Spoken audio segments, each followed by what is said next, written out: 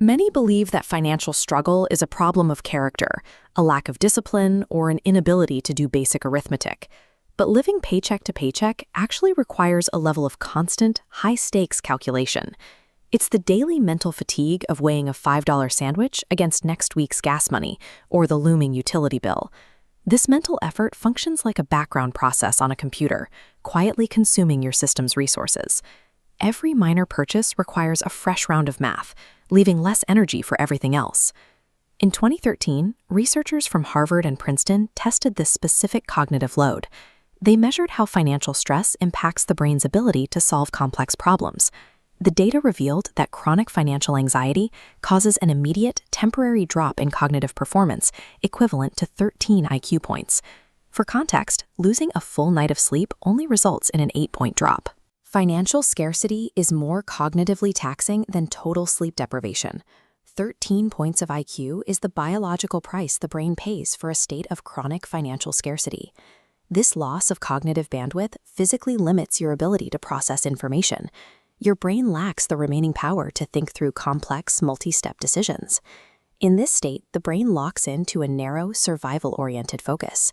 Long-term planning, like comparing retirement sums or researching a career pivot, becomes a luxury your mind can no longer afford to run. This exhaustion leads directly to impulsivity.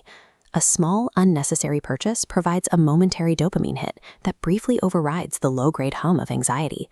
It also kills the ability to comparison shop.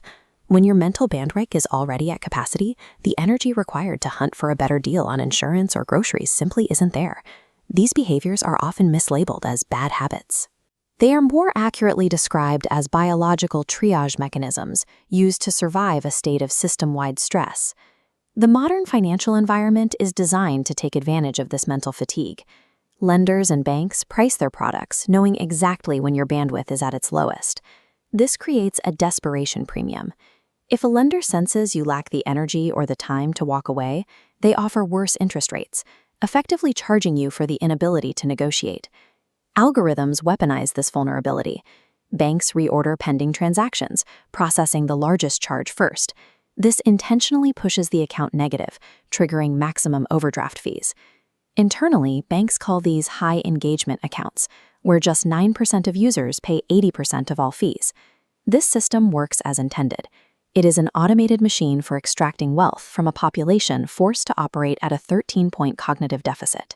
A 2023 Federal Reserve working paper draws a line between the financially fragile and the financially resilient. That dividing line sits at $20,000 in liquid savings. For the median American household, $20,000 provides roughly 4 months of living expenses. It covers the $1,200 car repair and the $3,000 medical deductible that would otherwise force a person into high-interest debt. When you have this buffer, the background math stops. You no longer have to calculate the cost of a coffee or a dinner out. This silence is what allows the 13 IQ points to return. Restored bandwidth creates outside option value. This is the psychological and financial power to say no. It's the ability to walk away from a toxic job or a predatory loan because you can survive the transition. With the energy to think clearly, the desperation premium vanishes. You have the cognitive space to comparison shop, negotiate terms, and ignore the dopamine-driven impulse to spend for temporary relief. At this level of savings, banking algorithms lose their leverage.